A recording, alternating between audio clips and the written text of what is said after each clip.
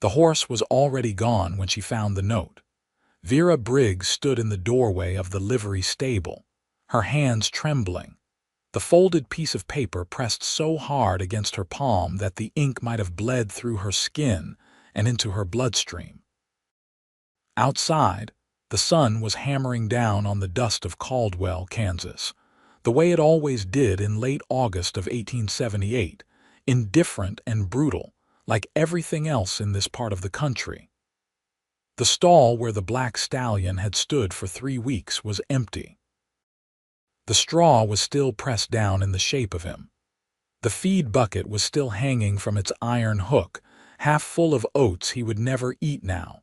She unfolded the note.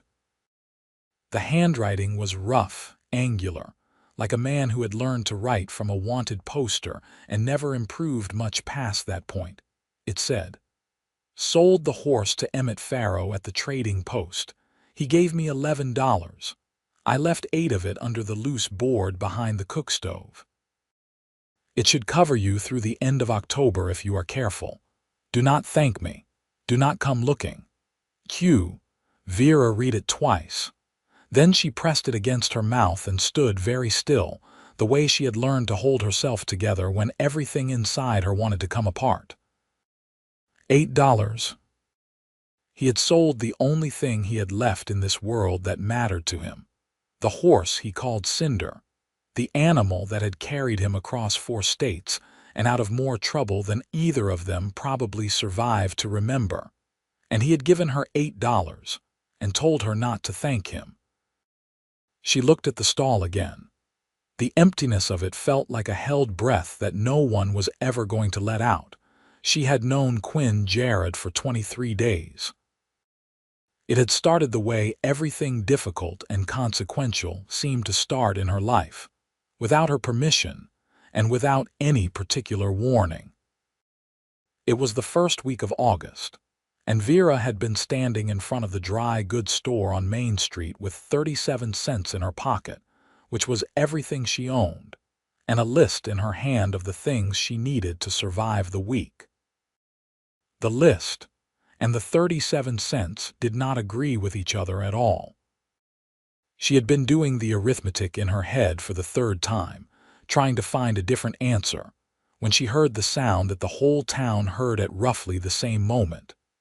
A single gunshot, then shouting, then the particular thundering silence that follows violence in a small place where everyone knows everyone and the echo of a bullet means something personal.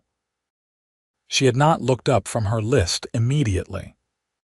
She had learned that looking up too quickly in Caldwell was a way of drawing attention you did not want, and Vera Briggs had spent the better part of her 26 years learning to make herself small and invisible in places that were not inclined to be kind to a woman alone.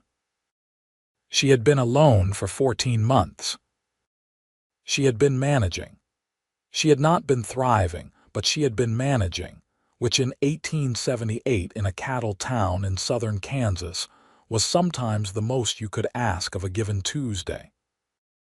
Then the drought hit in July and burned the garden to its roots, and by the first week of August, she was standing in front of the dry goods store with 37 cents and a list that required at least $1.50, and the arithmetic kept coming out wrong.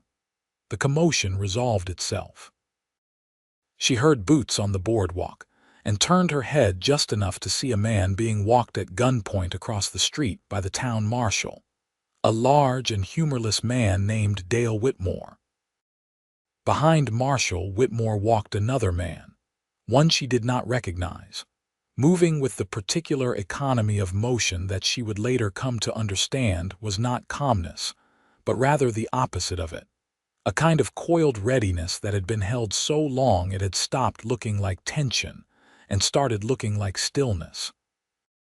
He was tall, lean in the way that men who do not always know where their next meal is coming from tend to be lean, with dark hair that had grown past the point of intentional style and into the territory of simple neglect. His coat was the color of dried blood, a deep rust brown that had probably been black once. He wore a gun on his left hip, which she noticed because most men in Caldwell wore theirs on the right, and his hands were loose at his sides with the fingers slightly spread, the way hands looked when they were practiced at reaching for things quickly. He was not looking at her. He was looking at the marshal, and the man the marshal had in hand, and his expression was the expression of someone completing a transaction they had started and wanted finished. Then he turned his head and looked directly at her list. "You got too much on that paper for what's in your pocket," he said. She looked up sharply. "Excuse me. I'm not trying to be rude about it," he said. He nodded toward the paper. "I can see the list from here, and I can see you counting. The numbers don't match." She folded the list. "That is not your concern." "No," he agreed. "It's not." He stood there for a moment in the way a man stands when he is deciding something. Then he reached into his coat pocket and produced a coin. He held it out toward her. It was a silver dollar. She looked at it. She looked at him. "I don't take charity." "It's not charity," he said.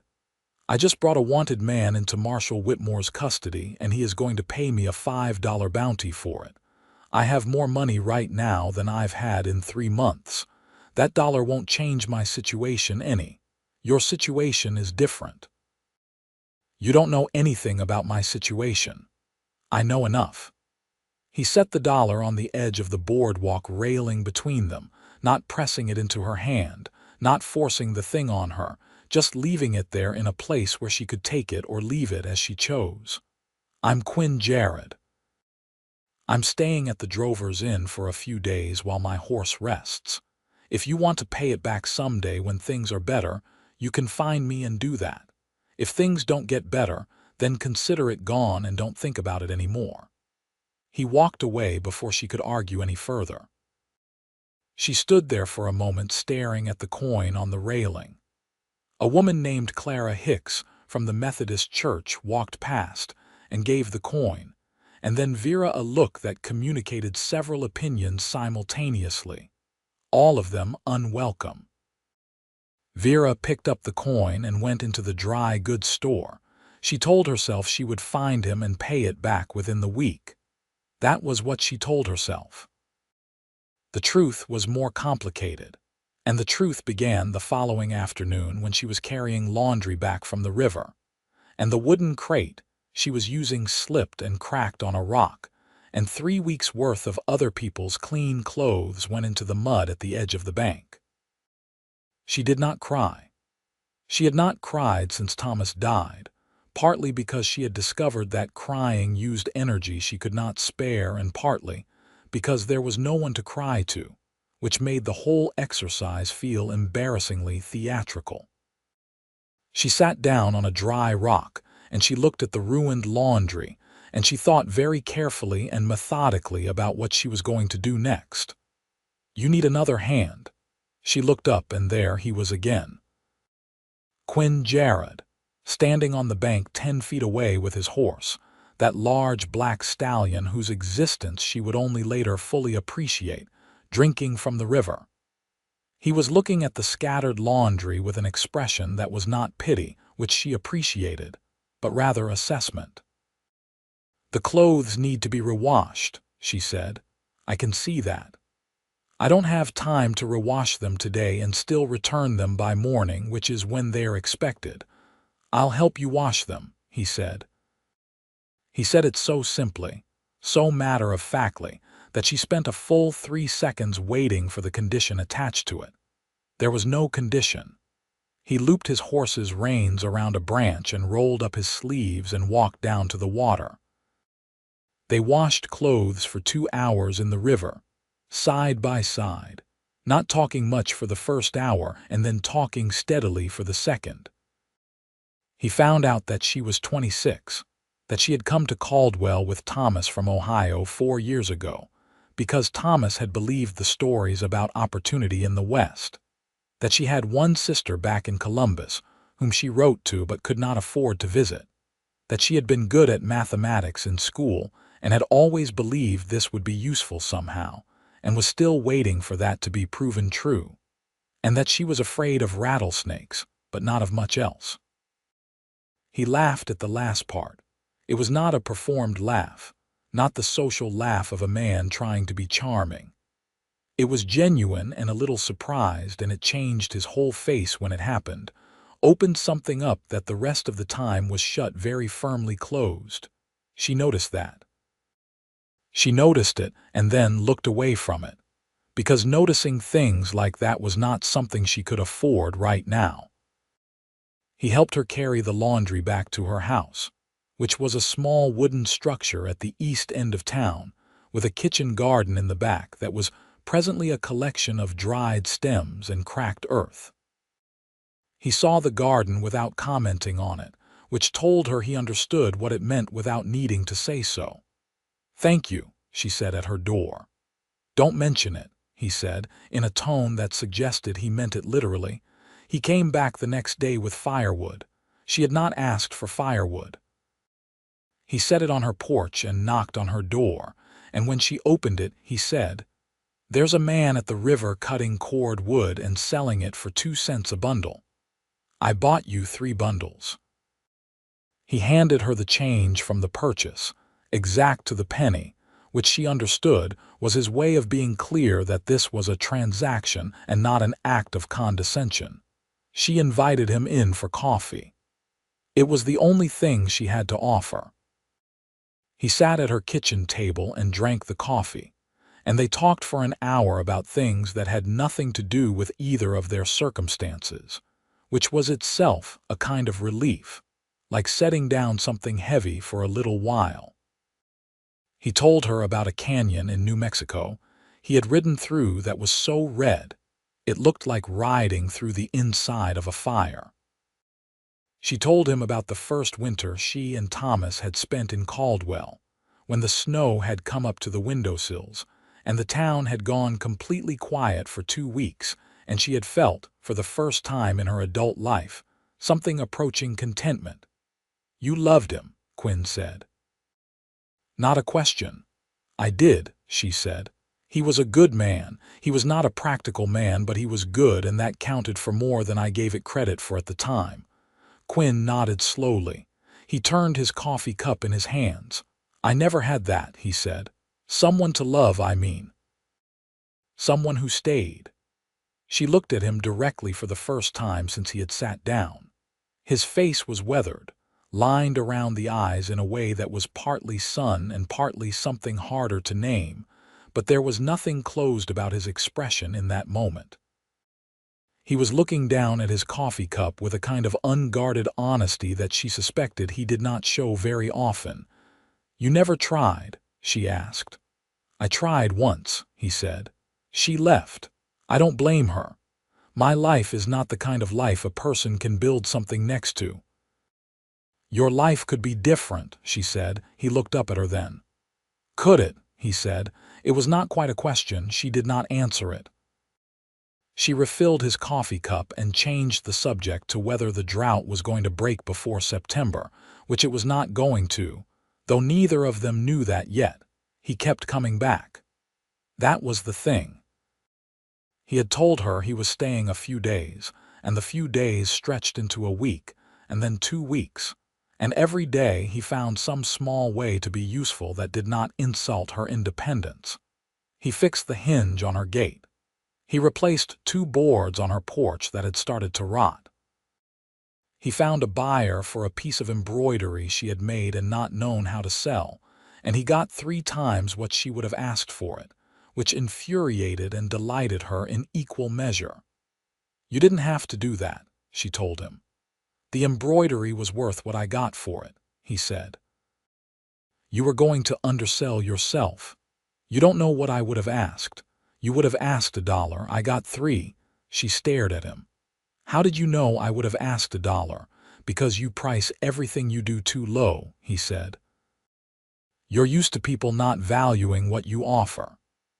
He said it without cruelty and without particular emphasis, just as a fact he had observed, and the accuracy of it hit her somewhere in the chest with a force she had not been prepared for. She looked away. "That is an uncomfortably perceptive thing to say." "I've been watching you," he said, and then seemed to realize how that sounded, and for the first time since she'd met him, he looked uncertain. "Not in a strange way. I just mean that I've been paying attention to how you manage, to what you're dealing with." "Why?" she asked. He was quiet for a moment. The afternoon light was coming through her kitchen window at a low angle, lighting the side of his face, and she could see the muscle in his jaw working. "Because you interest me," he said finally. "Because you're the first person I've met in a long time who doesn't want anything from me that I'd feel bad about giving." The silence after that was the particular kind that happens when something has been said that neither person is quite ready to respond to. Vera turned back to the bread she was making, pressing her hands into the dough, and Quinn sat at her table with his coffee going cold, and neither of them said anything for several minutes, and it was not an uncomfortable silence at all. That was the thing that kept surprising her. The silences with him were not uncomfortable. She had spent 14 months surrounded by silences that felt like accusations, like the absence of Thomas and the absence of money and the absence of any clear path forward, were all conspiring to make every quiet moment feel like a judgment. With Quinn, the silence felt different. It felt like company. She was aware that this was dangerous. She was aware of it the way you are aware of walking near the edge of something, not afraid but careful, keeping your center of gravity properly positioned. It was at the end of his second week in Caldwell that she found out about the debt. She had been at the merchant bank. In Preston, Holt's narrow office with its smell of paper and stale ambition, attempting to negotiate an extension on the $42 debt that Thomas had left behind. Holt was not an openly cruel man, which in some ways made him harder to deal with than if he had been. He was simply inflexible, the way a certain kind of small authority makes a man inflexible, because flexibility would require him to acknowledge that his rules were not the same thing as justice. "Mrs. Briggs," he said, looking at his ledger rather than at her, "the terms of the original note are quite clear. The balance of $42 was due in full on the 1st of August. We are now 2 weeks past that date." "I am aware of that," she said. "I am asking for an extension to the 1st of November, 3 months. I will have found additional income by then." From what source? She had several answers to this question, and none of them were solid enough to withstand Holt's scrutiny. She said the most honest thing: "I am working on it." Holt closed his ledger. "Mrs. Briggs, the bank is not in the business of extending credit indefinitely to borrowers who cannot demonstrate repayment capacity. If you cannot repay by the end of August, I will be obligated to begin proceedings on the property." "It's a house," she said. "It is where I live." "It is collateral on a debt," he said. "Those are not incompatible descriptions." She walked out of the bank into the hammering August sunlight and stood on the boardwalk for a moment with her hands pressed flat against her sides, breathing evenly, refusing to let the panic move past her ribcage. Quinn was across the street, outside the blacksmith's, watching Cinder get a shoe reset.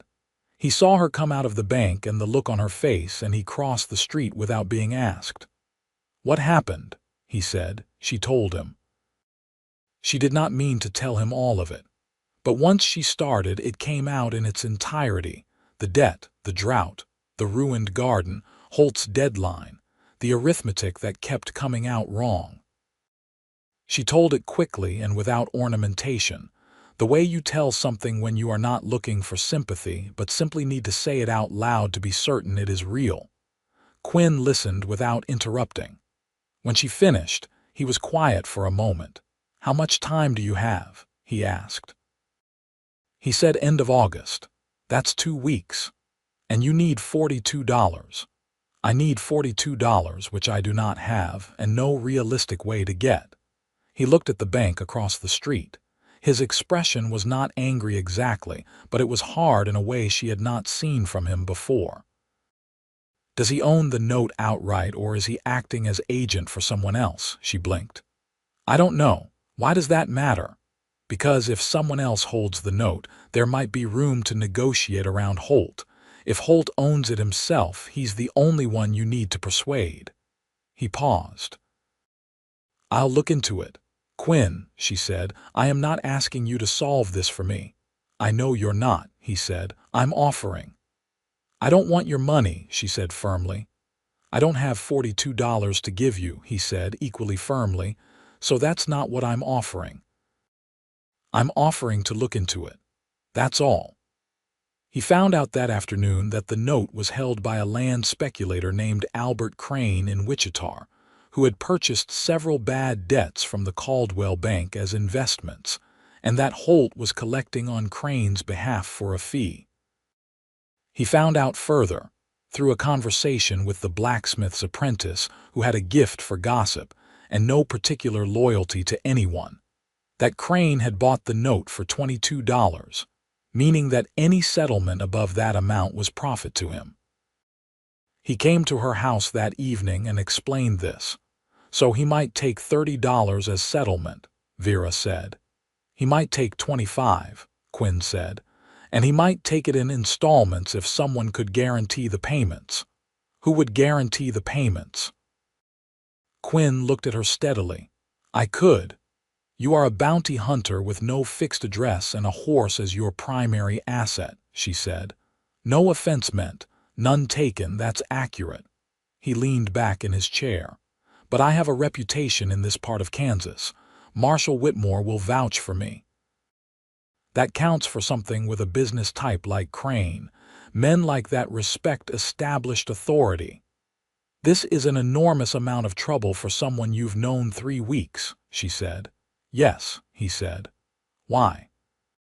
He looked at her across the kitchen table in the lamplight of her small house, and this time he did not look away and he did not change the subject. He said, Vera, I think you know why. The silence that followed was different from the earlier comfortable ones. This one had weight and direction, and a current running through it that she could feel against her skin like the air before a storm. She said carefully, Quinn, you don't have to say anything back, he said. I'm not asking you to say anything.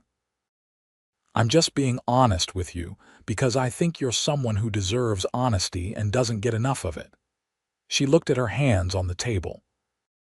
She thought about Thomas, about the 14 months of managing alone, about the garden burned to nothing, about Preston Holt's ledger and his flat, procedural voice. She thought about a woman who had told herself for a year that she did not need anyone and had been right about that and wrong about it at the same time. I'm not ready, she said finally. I don't know if I will be. That's a fair answer, he said, and he meant it. She could tell. He spent the next 3 days writing letters. He wrote to Albert Crane in Wichita, making the case for a reduced settlement and installment payments. He wrote to Marshal Whitmore requesting a letter of character reference. He wrote to 2 other men, former associates whose names he did not mention, who he said might have information about Crane's other business interests that could be useful in a negotiation. She did not ask him to do this. She did not tell him to stop. She watched him sit at her kitchen table in the evenings with paper and ink, his large hands moving carefully over the words, his tongue pressed slightly to the inside of his cheek when he was concentrating. And she felt something shifting in the part of her that she had kept locked since Thomas's funeral. She began to notice things about him. The way he always checked on Cinder before he sat down to eat, going to the livery stable where he was boarding the horse and spending 10 minutes just making sure the animal was all right, brushing him down sometimes for no reason other than that the horse seemed to appreciate it. The way he listened when she talked, not with the impatient half-listening of a man waiting for his turn to speak, but with full attention, his dark eyes steady on her face, remembering things she said and bringing them back in later conversations. The way he laughed, still rare, still unguarded when it came, like a door opening briefly on a room that was warmer than the rest of the house. One afternoon, she came back from returning laundry to find him on her porch, talking to a woman named Mee Fuller, who ran the boarding house at the north end of Main Street. Mee was approximately 40 years old, sharp-tongued and kind-hearted in the manner of women who have learned that one of those qualities without the other is useless. She was telling Quinn in some detail about a situation involving a broken water pump and a guest who had left without paying, and Quinn was listening to her the same way he listened to Vera, with that full and genuine attention. "Your man here fixed my pump," Mee told Vera when she came up the steps. "He's not my man," Vera said. Said Mee in a tone that contained an entire editorial. Quinn said nothing. He was looking at the middle distance with an expression of careful neutrality. Later, when Mee had gone, Vera said, "You fixed her pump." "It was a simple fix," he said. "The coupling was just worn." "You've been fixing things for half the town," she said. It was true. In the weeks he had been in Caldwell, he had, through no particular plan, helped the blacksmith with a structural problem in his chimney, carried supplies for the elderly Mennonite couple at the end of Main Street, assisted a young cowhand whose horse had thrown a shoe 3 miles outside of town, and now repaired Mee Fuller's water pump. He did these things without announcement and without apparent expectation of return. "It passes the time," he said. "Quinn," she said, "tell me something true." He looked at her. "What kind of true? About why you're still here? You've been in Caldwell 3 weeks. You said you were staying a few days. The bounty was paid 2 weeks ago. Tell me why you're still here." He was quiet for a moment, then he said, "I keep finding reasons not to leave." "What reasons?" "You," he said, "just that. One word, simple and direct and irrevocable." She sat down on the porch step.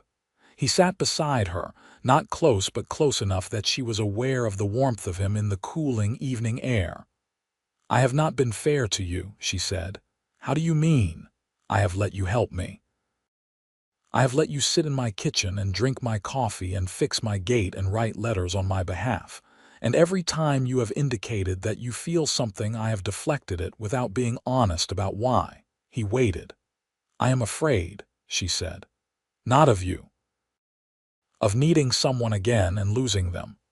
Thomas did not choose to leave, but he left, and the leaving nearly undid me. Not the grief exactly. The grief I could manage.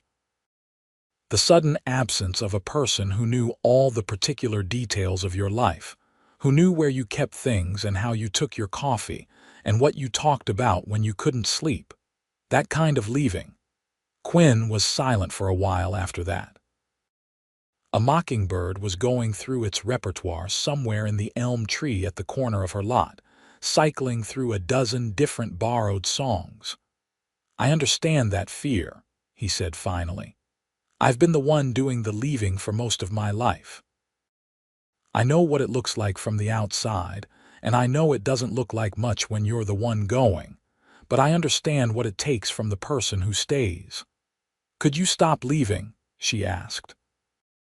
It was the most direct thing she had said to him, and she felt the vulnerability of it like an exposed nerve. "I don't know," he said honestly. "I've never tried. I don't know what I'd be without it, but I know that I don't want to leave here. I know that's true. I've known it for about 2 weeks." She looked at him. In the fading evening light, with the mockingbird cycling through its songs and the dust of Caldwell settling around them, he looked like a man who was telling the truth, and was a little frightened by it. She reached over and put her hand over his where it rested on his knee. Just for a moment, then she took it back. He exhaled slowly. "All right," she said. "All right." The response from Albert Crane came 8 days later. Crane was willing to accept a settlement of $30, to be paid in 2 installments, $15 in September and $15 in October. Given that Vera's laundry work typically brought her $5 to $7 a month, this was still an enormous challenge. but it was possible in a way that the full $42 had not been. Quinn brought her the letter on a Tuesday morning and sat at her kitchen table while she read it. When she looked up, his expression was careful, waiting.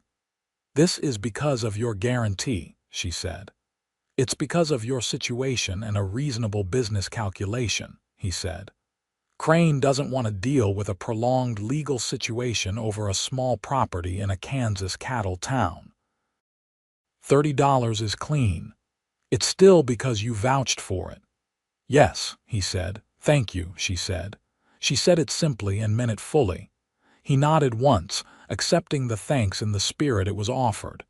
It was 3 days after that letter arrived that he sold the horse. She did not know he was going to do it. She had been calculating and recalculating her laundry income, trying to determine whether she could make $15 by the 1st of September, and the answer kept coming out just short. 10, maybe $11 if she took on extra work, and if the summer's end didn't slow the rancher's needs the way it sometimes did. She was $4 or $5 short, and she had been lying awake thinking about it with the patient, grinding anxiety that had become the background music of her life. She had not told Quinn she was short. She had told him the settlement was accepted, and she would manage the payments. She had believed she would find a way. She had not found a way. And Quinn had found one for her. $11 from Emmett Farrow at the trading post for Cinder. $8 under the floorboard behind her cook stove. $3 presumably kept for himself, for food and incidentals, for the immediate necessities of a man now without a horse in a territory where a horse was not a luxury, but the difference between being able to move and being stationary. She pulled up the loose board behind the cook stove. The money was there, $8 in coins and small bills, wrapped in a piece of cloth she recognized as having been cut from the lining of his coat. She sat down on the kitchen floor with the money in her hands. He had sold Cinder. He had sold the horse he had traveled across 4 states with, the animal he checked on before every meal, that he had brushed down for no reason other than affection. That was the single substantial asset standing between Quinn Jarrett and destitution in the Wild West. And he had done it without telling her, and left the note so she would not have to watch it happen. Because she would have stopped him. He had known she would have stopped him, and he had not given her the chance, because he had decided that her being housed and fed through October was more important than whatever she might have felt about his methods of ensuring it. She pressed the cloth-wrapped money against her sternum, and thought about the particular texture of a sacrifice made without requiring acknowledgement. The ones performed in the dark and left where you will find them later, when the person who made them is already gone. She had told him not to come looking. She went looking anyway. She found him at Mee Fuller's boarding house, which was both predictable and not. He had been staying at the Drover's Inn, which was cheaper. But Mee Fuller had apparently offered him a room at cost when word got around about the pump repair. And Quinn had accepted because the Drover's Inn had asked him to leave when it became apparent that he was no longer a paying customer in the conventional sense, and was now a man who had sold his horse and was waiting to figure out his next step. Mee let her in without any commentary beyond a look that communicated both approval and a carefully maintained pretense of neutrality. Quinn was in the small room at the back of the 2nd floor. The door was open, and he was sitting in a wooden chair by the window, cleaning his gun with the automatic thoroughness of long habit, not looking out the window or at anything in particular, just moving through the familiar motions of maintenance in the way people do when their hands need to be busy so their mind does not have to be. She stood in the doorway. He looked up. She held up the cloth-wrapped money and his note. Something moved across his face. It was not quite guilt and not quite relief and not quite embarrassment. It was more complicated than any of those things. "I told you not to come looking," he said. Yes, you did, she said. She walked into the room and sat down on the edge of the bed because there was no other chair. You told me not to thank you either, Vera. So I'm not thanking you, she said. I'm sitting here and I am going to tell you some things, and you are going to listen to them without interrupting, and then we will figure out what comes next. Can you do that? He set the gun down on the windowsill. He turned in his chair to face her properly. I'm listening, he said. You sold your horse, she said. I did. You sold Cinder, who you have traveled with for, based on what you told me, at least 4 years. You sold the only significant thing you owned in the world. You sold your ability to move across this territory and earn money doing the work you know how to do. You did all of that so I would have enough money to get through October. The arithmetic worked out, he said. Quinn. It did. I checked it 3 times. Stop, she said. I'm not angry at you. I want to be because it would be simpler, but I'm not. What I am is. She stopped. She breathed. What I am is someone who is sitting here looking at a man who gave up the most important thing in his life for me after knowing me for 3 weeks, and trying to understand what I am supposed to do with that. He was very still. I told you I was afraid, she said. I told you I was afraid of needing someone and losing them. And I meant that, and it's still true. But I've been lying awake this week doing the arithmetic on my situation, and I keep coming to the same answer, which is that I am already afraid of losing you. I am already doing it. Which means whatever I was trying to protect myself from, I did not protect myself from it. You got through anyway. The silence in the room was immense and specific. Outside, Caldwell was doing its afternoon business, horses and voices and the distant sound of the blacksmith's hammer, indifferent to the fact that something significant was happening in the back room of Me Fuller's boarding house. Quinn stood up from his chair. He crossed the small space between them in 2 steps and crouched down in front of her so that their eyes were level. I didn't sell Cinder to manipulate you, he said. I want you to know that. I didn't do it to create an obligation or to force anything. I did it because you needed it and I had it, and the choice was obvious to me, even if it wasn't simple. I know that, she said. That's precisely the problem. How is that a problem? Because a man who makes obvious choices like that is impossible to stay sensibly afraid of, she said. His mouth curved, not the rare full laugh but the precursor to it, the slight softening of a face that had been held carefully composed for too long.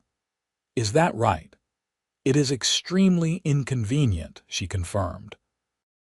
He reached up and took her hand, slowly and carefully, giving her every opportunity to pull back.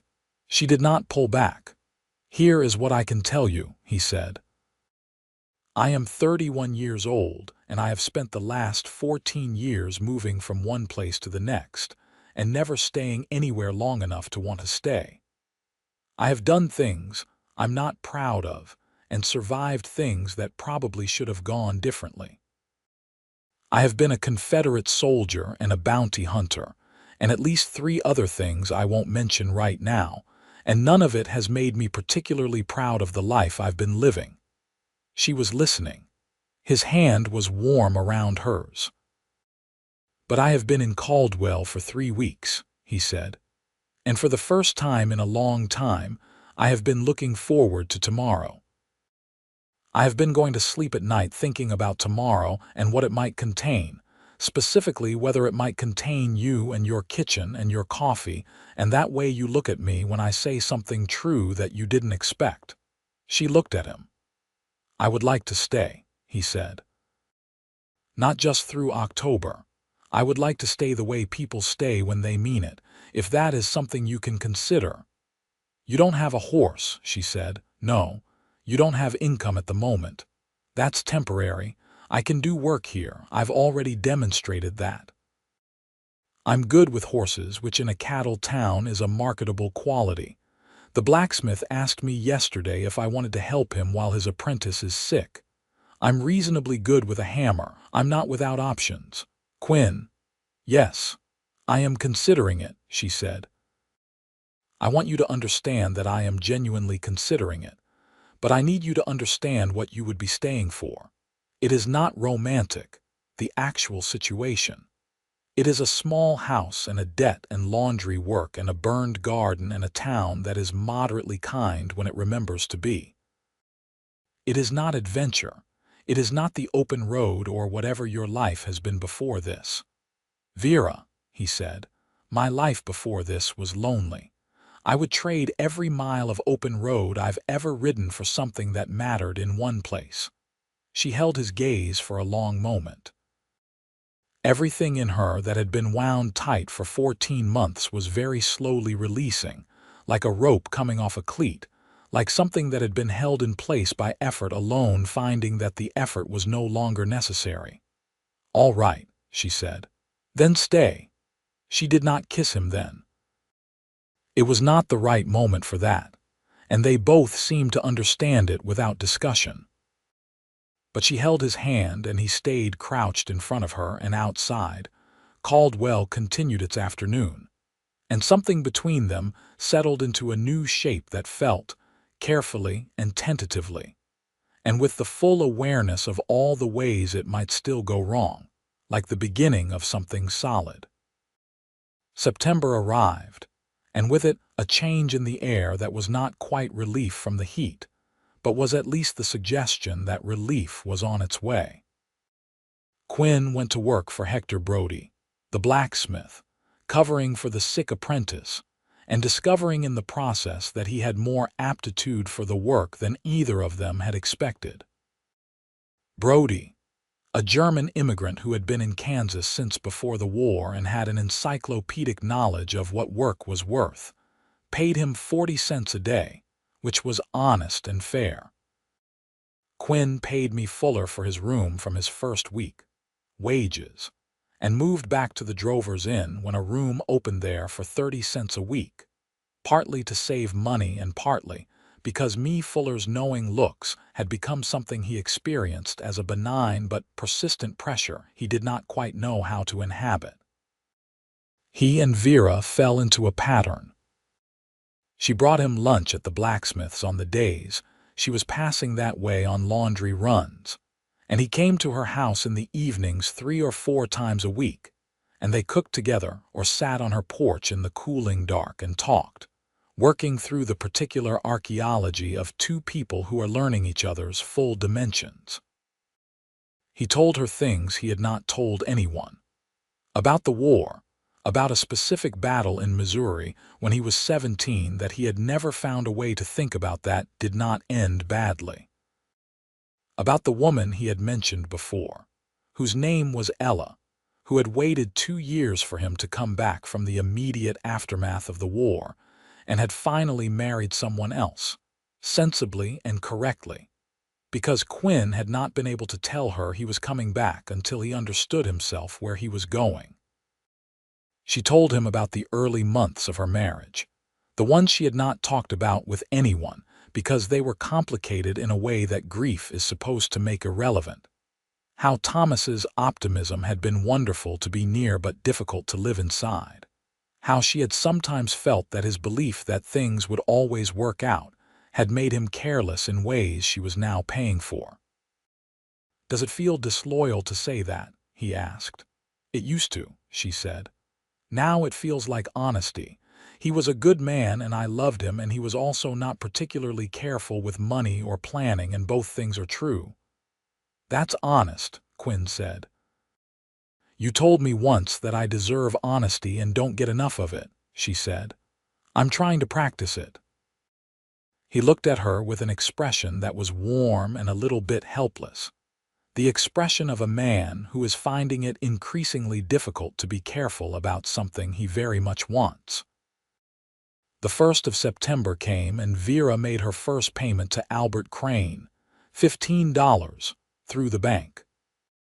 She had earned $11 from laundry and Quinn had contributed $4 from his blacksmith wages without making a performance of it, setting the bills on her kitchen table one morning with the words, for the payment and nothing else.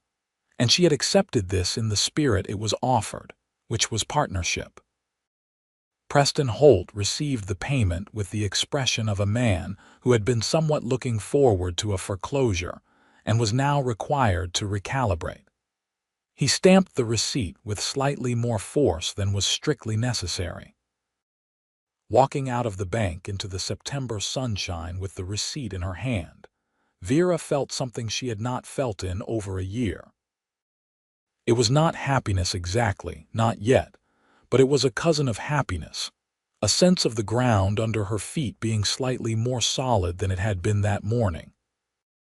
Quinn was waiting outside, leaning against the post at the corner of the boardwalk with his arms crossed, because he had learned the date of the payment and had made no mention of being there but had simply been there. She held up the receipt. He smiled. The full one. The door opening on the warm room. She walked up to him, and, with the September sun on her face and Caldwell going about its business around them, and absolutely no preparation or premeditation whatsoever, she kissed him.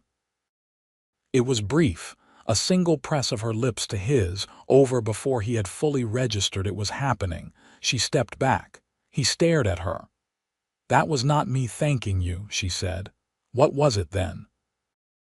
"It was me indicating a preference," she said, and walked past him down the boardwalk, and she heard behind her the sound of his laugh, unguarded and genuine and surprised, echoing in the September morning, and she allowed herself to smile where he could not see it. They were careful with each other after that, careful in the way of people who have been hurt before and know the cost of haste.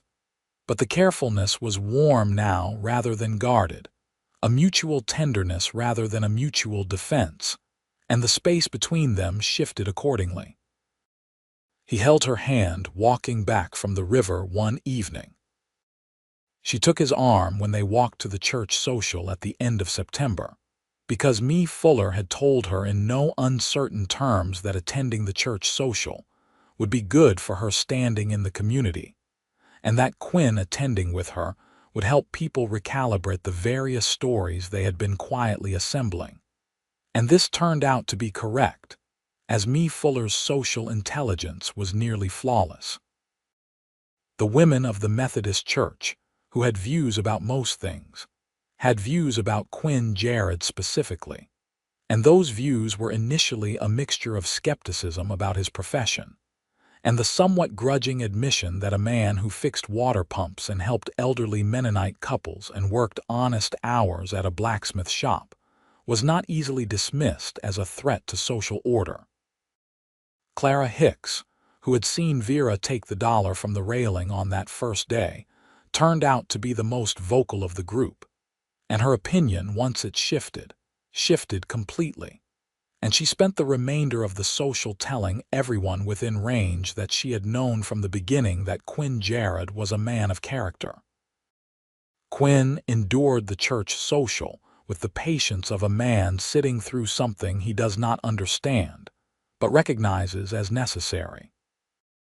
He drank weak coffee and answered questions about Missouri and his blacksmith work, and whether he had a family, and he was honest about all of it in a way that seemed to alternately puzzle and impress the questioners. "You told them about the bounty hunting," Vera said afterward, walking home in the dark. "I wasn't going to lie about it," he said. "Most men would have." "Most men would have, yes." He paused. "I decided a while ago that hiding what I've been is not the same as changing what I am. If people here are going to accept me, I would rather they accept what's actually true than some version of it I've cleaned up for their comfort." She looked at him in the moonlight. "That is either very admirable or very foolish," she said. "Could be both," he said. She laughed. He had made her laugh. She was realizing that she laughed with some frequency now, which was not something she had expected from this particular year, and the unexpectedness of it was its own kind of gift. He stopped walking. They were on the path between the edge of town and her house, the elm tree ahead of them, the mockingbird quiet for the night. "I want to say something," he said. She turned to face him. "All right." "I know the situation is still complicated," he said. "The second payment is in October. And then after that the debt is settled, but you're still in a house that doesn't belong to you in a town that has not always been generous to you. And my income is steady right now but not established. And I don't have a horse, which is a genuine practical limitation in this part of the world. And I am aware that there are many reasons why the sensible thing to do would be to wait and see before committing to anything permanent."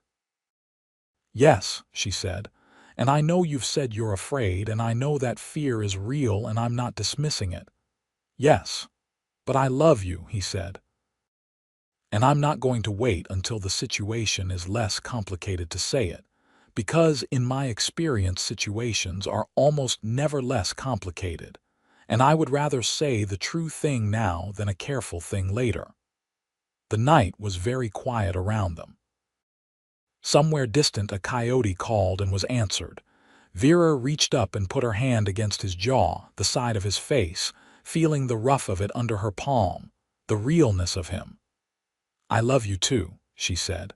"I've known it for about 3 weeks and it has been extremely inconvenient." He put his arms around her then, and she let herself be held fully and completely, the way she had not let herself be held since before Thomas died, with no part of herself held in reserve, and it felt like coming home to a place she had not known she was looking for. October arrived, and with it the cooler weather and the end of the drought. Rain came in the second week of the month, genuine rain that soaked into the cracked earth and stayed there, and Vera stood on her porch in it with her face up, and felt the specific relief of a person watching a threat that has been present for months finally recede.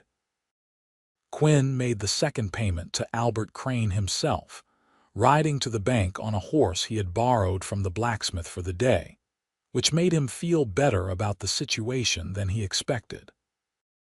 He came back with the receipt and the official notation that the debt was settled in full, and he brought it to Vera's kitchen table and set it down between them with the ceremony of a man placing something important in its proper location. She looked at it for a long time.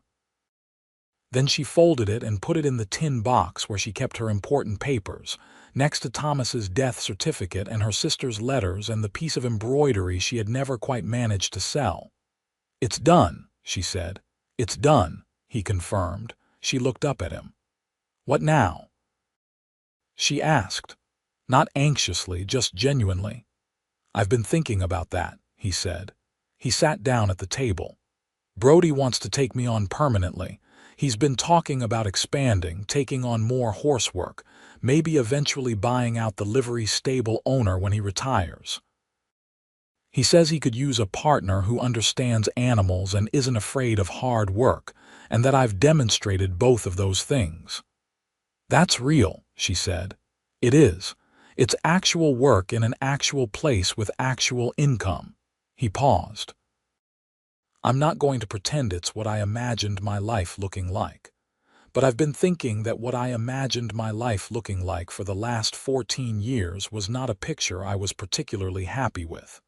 She said, "Would you be happy here? Genuinely?" "Because I need you to answer that honestly." He considered it. She appreciated that he considered it rather than simply reassuring her. "I think I would be," he said finally. "I think I already am mostly. This is the longest I've been anywhere in 14 years. Every other time I've been somewhere this long I've been getting restless by now, looking at the horizon, thinking about the next place. I'm not doing that. I'm thinking about whether Brody's chimney needs reinforcing before winter, and whether the garden might produce anything next year if we put some work into the soil now, and whether you would marry me." The last sentence arrived without particular emphasis, tucked in with the chimney and the garden as though it were of equivalent practical importance. She stared at him. He looked back at her steadily. "That came out differently than I planned it," he acknowledged. "Were you planning it?" "For about 2 weeks. She pressed her hands flat on the table. She thought about everything. She thought about it quickly, the way she had always thought when the arithmetic was important, because this was the most important arithmetic she had been asked to do in some time, weighing one kind of life against another, weighing the real and provable against the feared. "Yes," she said. He blinked. "Yes, yes," she repeated. "I will marry you, Quinn Jared, with the understanding that you do not get to make significant decisions about selling important things without discussing them with me first." "The horse," he said. "The horse," she confirmed. "Which we are going to find a way to get back, by the way. I have been looking into it, Vera." He was smiling, which she had not expected given that she was scolding him. "Emmett Farrow still has Cinder. I spoke with him last week. He bought the horse intending to resell him, but he hasn't found a buyer yet, and he mentioned he was open to offers." She looked at him directly. "Brody paid you last week. How much?" Quinn worked out the number. "About $4 after the room and board. I have $3 from the laundry work this month, and the payment is settled, so there is no other obligation. If we both—" She stopped. She heard what she was saying. "If we both combine what we have, we might be able to approach Farrow." He was looking at her with an expression she had not seen from him before. It was not the surprised, softened laugh expression, or the careful listening expression, or even the quiet love expression she had been learning over the past weeks. This was something new. This was a man looking at a woman and seeing her with complete clarity and being overwhelmed by what he saw. "You've been planning to get my horse back," he said. "Since the day I found that note," she said. "Yes." He was quiet for a moment. Then he said, "We." "What? You said if we both." "You said it before you caught yourself." She met his eyes. "I suppose I did. You've been thinking of us as a we," he said. "Before I asked you to marry me." "I've been thinking of us as a we since sometime in late August," she said, with more composure than she felt. "I simply wasn't ready to say it out loud." He reached across the table and took both her hands in his. His hands were rougher than they had been in August, blacksmith's work having left its marks, and she thought irrelevantly that she liked the change, liked that he had been changed by this place, by the decision to stay.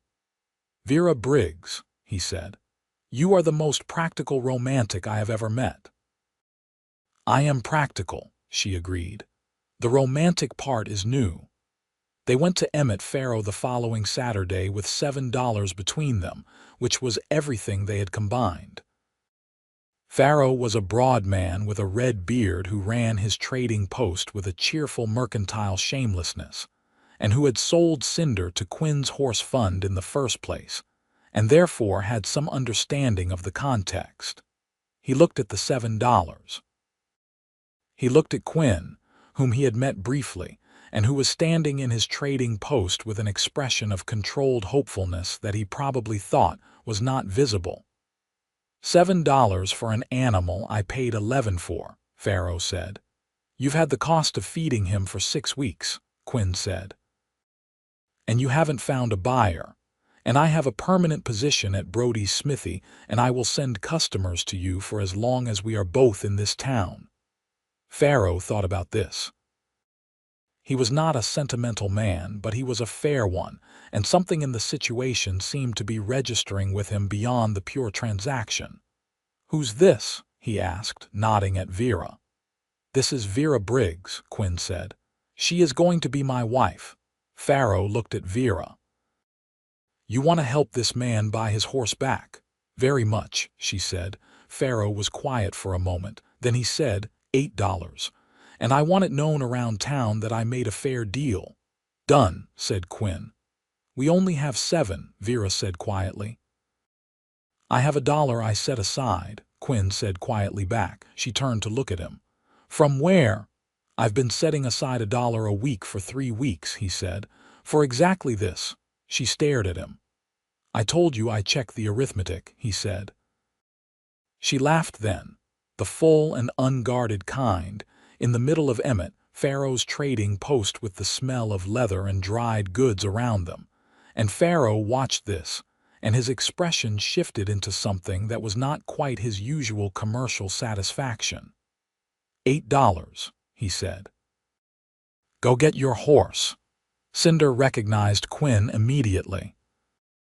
The horse was in the small corral behind the trading post, and when Quinn came through the gate, the stallion lifted his head and moved toward him with the unhurried certainty of an animal who has known a person for years and is not particularly surprised to see them again. Quinn put his hand on the horse's neck and stood there for a moment not moving, his forehead pressed against the side of Cinder's head. Vera stood at the fence and watched this, and felt something in her chest that was not quite the same thing as what she felt for Quinn, but was related to it. A tenderness for the connection between a man and an animal that had been his company through years of solitary and difficult movement across a country that was not always kind to either of them. Quinn turned and looked at her. His eyes were bright in a way that he was not quite managing to conceal. "Thank you," he said. "Don't mention it," she said, which made him laugh again. They were married in November, at the Caldwell Methodist Church, on a cold gray Saturday with a wind coming down from the north that made the ceremony feel brisk, but not unpleasant. Mee Fuller was there, and insisted on having strong opinions about the flowers. Hector Brody was there as Quinn's closest thing to a witness among men who had known him for more than 3 months, which said something about Quinn's prior relationship, to staying that he acknowledged frankly in his vows. Clara Hicks cried in a way that suggested she had decided this was her doing and was pleased about it.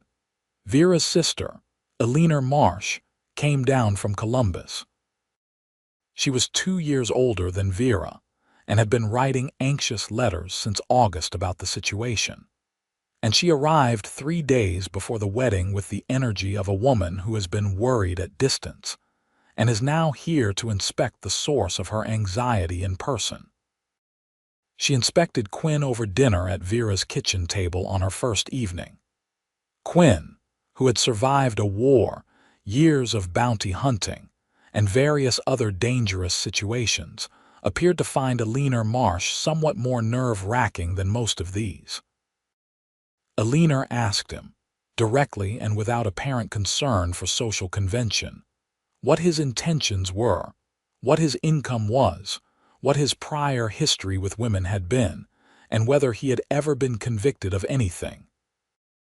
He answered all of these questions honestly, including the last one, which the answer to was no, though he acknowledged it had come close twice. Eleanor looked at him for a long moment. Then she looked at Vera. Then she looked back at Quinn. "You sold your horse for her," she said. "Yes, madam." "And then you tried to get it back." "We got it back together." Eleanor was quiet. Then she said, "My sister has been through a considerable amount of difficulty, and she deserves someone who understands the value of what she is." "I know what she's worth," Quinn said. "I knew it before I knew her name." Eleanor turned to Vera. "He's staying," she said, as if this were her conclusion to reach. "He is," Vera said. "Good," Eleanor said, and passed him the bread, and that was apparently that. The wedding itself was simple and genuine, the kind that happens when 2 people are making a serious decision and do not need it dressed up. Quinn wore the cleanest shirt he owned, which was now a good shirt because Vera had purchased him one at the dry goods store and he had not argued about it. Vera wore a blue wool dress that Eleanor had brought from Columbus as a gift. They stood at the front of the church and said the words to each other. And when Quinn said the words, he said them looking directly at Vera with an expression that left no room for any interpretation, except the one it intended, which was that he meant every syllable and had thought about each one carefully, and was not afraid of any of them. Vera said her words back to him in the clear and steady voice of a woman who has made her calculations and is certain of her answer, and she felt, as she said them, the complete absence of the fear that had been her companion for so long. Not because the future was certain. It was not certain. Nothing in 1878 in southern Kansas was certain.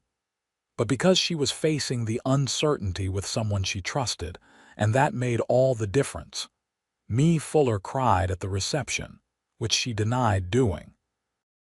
They spent their wedding night in Vera's house, which was becoming their house, and Quinn built up the fire against the November cold, and they sat together in front of it for a long time before either of them spoke. "Are you happy?" she asked. "More than I have ever been in my life," he said simply. "You?" She considered it the way she always considered important questions, with honest attention rather than reflexive reassurance. "Yes," she said, "I am happy. It still surprises me a little. Does it need to stop surprising you?" He asked. "No," she said. "I think I like being surprised by it." He put his arm around her and she leaned against him, and outside the November wind moved through the elm tree and the mockingbird was long since gone south for the winter, and inside the fire crackled and kept them warm. The winter was hard in the way Kansas winters are hard, which is to say comprehensively and without apology, but it was manageable in a way that the previous year had not been.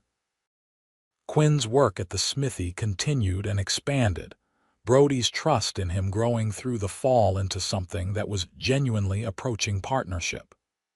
They talked about the livery stable plan with increasing specificity as the months passed. Vera's laundry work continued, and she added to it a small but growing bookkeeping practice, which had begun when Brody discovered that she had a gift for numbers and asked her to manage his accounts, and then mentioned this to other businesses on the street. And by December, she was keeping books for 3 establishments and earning more per hour than she ever had from laundry. "I told you mathematics would be useful," she said to Quinn one evening, entering numbers in Brody's ledger at their kitchen table. "You did," he said from across the table, where he was reading the Kansas newspaper. "You were right." "I am frequently right," she said. "Frequently is an accurate word," he agreed, turning a page. She threw a pencil at him. He caught it without looking up from the newspaper, which she found simultaneously impressive and irritating, and which made her laugh, and the evening continued. Elena wrote from Columbus that she was thinking of coming west permanently. She had met a farmer from Indiana at a church gathering and was corresponding with him, and found Kansas an increasingly interesting geographic option. Vera wrote back that Kansas was cold in winter and the bank manager had an unpleasant personality, but that the people were generally good, and the sky was extraordinary, and she would be very glad to have her sister closer.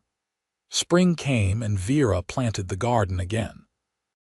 She put serious effort into it this time, Quinn helping her on weekends, both of them learning as they went from a Mennonite neighbor named Anna who had been farming this soil for 15 years and had strong opinions about soil preparation and companion planting. By June, the garden was producing in a way it never had under Thomas's supervision, partly because of the rainfall and partly because Anna had fundamentally reorganized their understanding of what should be planted next to what. One evening in June, sitting on their porch after supper with the long warm light of the Kansas summer still present in the sky at 8 o'clock, Vera said, "I need to tell you something." Quinn set down his coffee. He could hear the particular quality of what she was saying, the careful tone of someone carrying news that is significant and uncertain. "Tell me," he said. She looked at him. "I believe I am expecting a child." The silence that followed was brief. He looked at her face, reading it with the attention he had always given her, the full and genuine attention that she had first noticed in a river on a summer afternoon and had never stopped being grateful for. "Are you all right?" he asked. "Yes," she said. "I am more than all right. I am." She stopped, searching for the precise word. "I am very glad, if that is all right to say." "It is the best thing to say," he said.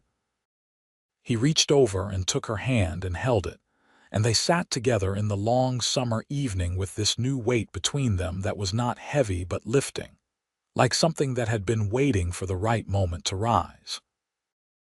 They told no one for another 2 weeks, keeping it to themselves in a way that felt like holding something precious carefully, before necessity and Vera's constitution made concealment impractical. Me Fuller knew before they told her, which was Me Fuller's particular gift, and not something either of them was surprised by. She appeared on their porch with a collection of knitted items and the information that she had a cousin in Wichita who had delivered over 200 babies and would be happy to come to Caldwell for the occasion if they needed someone better than Doc Halsey, whom she considered adequate for gunshot wounds but unreliable in matters of birth. They sent for Me's cousin, a capable and no-nonsense woman named Ruth Kimball, who arrived in late January of 1880 for the last weeks of the pregnancy and delivered, on a cold February morning that was coincidentally almost exactly 18 months after Vera had stood at the dry goods store with 37 cents and a wrong arithmetic. A son. A boy with his father's dark hair and his mother's gray eyes and, according to Ruth Kimball, an extremely vigorous opinion about having been removed from where he was comfortable, which she said was a good sign. They named him Thomas Ely Jared. Thomas for the man who had brought Vera West and loved her honestly if impractically, which was a history that deserved acknowledgement. Ely because Quinn had always liked the name, and it had belonged to a man who had been kind to him once, a long time ago, in a context he did not go into in detail, but honored in this small way. Quinn held his son on the morning of his birth, and stood at the kitchen window in the February cold with the baby against his chest, and an expression on his face that Vera, watching from the bed, would remember for the rest of her life. It was the expression of a man who has arrived somewhere he did not know he was traveling toward, and found it to be exactly the right place. The livery stable purchase came through in the spring. The previous owner, a man named Harold Ketch, who had been talking about retirement for 3 years, finally decided that 62 was old enough and accepted Brody and Quinn's combined offer with apparent relief. Quinn took over the operational management while continuing his work at the smithy, and within 3 months, the livery stable was running more efficiently than it had in years, which had a great deal to do with the fact that Quinn understood horses in a way that was more intuitive than learned. Vera's bookkeeping practice grew to include 7 businesses by the end of 1880. She hired a young woman named Ada who was 17 and quick with numbers, and had been educated to the limits of what the Caldwell schoolhouse could offer, and was hungry for more work than the town usually gave women. And Ada proved an excellent assistant, and eventually something approaching a protege. A leaner came to Kansas in the spring of 1881. The Indiana farmer, whose name was George Marsh, who turned out to be a quiet and thoughtful man well suited to a leaner's particular energy, had indeed chosen Kansas, and they settled on land 12 miles east of Caldwell and were married in the summer in a ceremony that was somewhat larger and more flower-intensive than Vera and Quinn's had been, because a leaner had been planning a wedding since approximately 1873 and was not going to be talked out of the flowers. Thomas Jared learned to walk in the summer of 1880 and spent the following year treating the world as a problem to be investigated at maximum speed and minimum caution, which kept both his parents variously entertained and terrified. He had a particular relationship with Cinder that Quinn observed with a satisfaction that was too deep for him to talk about easily. The horse was gentle with the child in the way that animals sometimes are with people who do not yet know to be afraid of them. And Thomas spent a portion of every day pressing his small face against Cinder's nose and apparently conducting a conversation whose content neither parent could interpret. The debt that had started everything was fully settled. The house had been legally purchased from Thomas's uncle in Wichita, with the combined savings of 2 working years, a transaction that Preston Holt at the bank processed with an expression of suppressed emotion that Vera chose to read as admiration, though she acknowledged this was probably optimistic. One Saturday afternoon in the early autumn of 1881, Vera and Quinn were sitting on their porch in the still warm September light while Thomas slept inside, and the garden was doing its final productive push before the frost. They had been quiet for a while in the easy way of people who have been together long enough that silence is simply another form of conversation. Quinn said, "Do you remember the note I left in the livery stable?" "I remember every word of it," she said. "I told you not to thank me." "You did." "I told you not to come looking." "You were wrong about that," she said. He was quiet for a moment. "I was wrong about that," he agreed. "I was wrong about most of what I thought I knew about my life at that point. I thought I was doing a practical thing with practical consequences and then stepping out of your way. Instead you came looking," he said, "and everything after that is the best thing that has ever happened to me." She reached over and took his hand. His hands were calloused and strong, blacksmiths' and horse handlers' hands now, the hands of a man who worked and stayed and built things. She held it and looked out at the September sky over Caldwell, which was doing what the Kansas sky always did in late summer, deepening into colors that seemed too intense to be real, orange and rose and a deep dusty purple at the horizon. "I owe you $1, she said. He looked at her. "What?" "The first thing you ever gave me was a silver dollar on a railing," she said. "I never paid it back. Vera, that was 3 years ago, I'm aware. I keep careful accounts." She reached into her pocket and produced a silver dollar. She held it out to him on her palm. He looked at it. He looked at her. His expression moved through several things in quick succession: amusement and tenderness and something else that was purely private, the expression of a man revisiting a memory and finding it better than he remembered. He took the dollar. He turned it over in his fingers. Then, with a deliberateness that she recognized as the same deliberateness with which he had originally placed it on the railing between them, leaving her the choice, he set it down on the arm of her porch chair. "Consider it given back," he said. She picked it up. She held it in her palm and looked at it for a moment. Then she looked at him. "Then I'll keep it," she said, "for our daughter when she arrives." The silence that followed was a different kind of silence entirely. Quinn said very carefully, "Vera." "Spring," she said. "According to Ruth Kimball's calendar, which she left with me for exactly this kind of calculation." He stared at her. Then he pulled her to him and held her in the September evening on their own porch in front of their own house in the town. They had both, for different reasons and by different paths, found themselves unable to leave.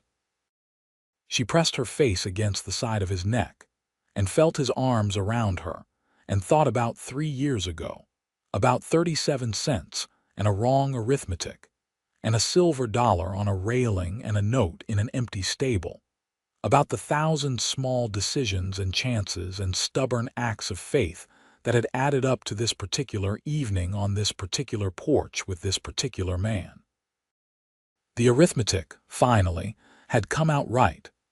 Their daughter arrived in the early spring of 1882, on a March morning when the first tentative warmth was beginning to return to the Kansas air. Ruth Kimball came back from Wichita for the occasion and declared the baby perfect, which Vera and Quinn already knew. And Thomas Jarrett, 2 years old and deeply invested in the proceedings, stood at the bedroom door and stared at his new sister with the focused intensity of a person encountering something entirely new to their understanding of the world. They named her Clara Rose Jared. Clara for the sharp-tongued and eventually warm-hearted woman at the Methodist church who had watched a silver dollar on a railing and told her opinion about it, and had been converted into one of their most reliable advocates. Rose because Quinn had said it quietly one evening when they were considering names, and Vera had heard something in the way he said it that she knew was private and important and did not ask about. Simply agreed to, which was its own kind of understanding. Caldwell in 1882 was a different town than it had been in 1878. The cattle drives were beginning to shift north as the railheads moved, and the town was in the process of negotiating its future, whether it would become something settled and permanent, or whether it would fade as the cattle trade moved on. Quinn and Vera watched this negotiation with the interested attention of people who had decided their stakes were here regardless of what the cattle market did. The smithy and livery stable were established enough to survive the shift. People needed horses and metalwork, regardless of whether the Kishome Trail was busy. Vera's bookkeeping was essential to enough of the local businesses that her income was secure. They had a house and a garden and 2 children, and a horse and a neighbor who had strong opinions about companion planting, and a friend in me Fuller who appeared on their porch periodically with knitted things and news, and a look that said she had known how this would go from the beginning. One evening in the late spring, with Clara 5 weeks old and Thomas running in the garden under Alina's supervision, while Alina's husband George sat on the porch with Quinn discussing something agricultural that Vera was only half attending to. Vera stood at the kitchen window and looked out at all of it. The garden and the children and the elm tree and the porch and the particular slant of Kansas light in late afternoon, and thought about everything it had taken to arrive here. She thought about Thomas Briggs and his optimism, and the debt he had left her, and the 14 months of managing a loan and the drought, and the 37 cents, and the wrong arithmetic. She thought about a man she had not asked for appearing twice in the same afternoon, and a silver dollar on a railing and a river, and 2 hours of washing clothes. She thought about a note in a livery stable and an empty stall and the shape in the straw where a horse had been. She thought about how the most consequential things in her life had not announced themselves. They had arrived sideways, in the form of a coin left where she could take it or leave it, in the form of a man rolling up his sleeves to help with laundry he had not made dirty, in the form of a choice made quietly in the dark and left under a floorboard for her to find.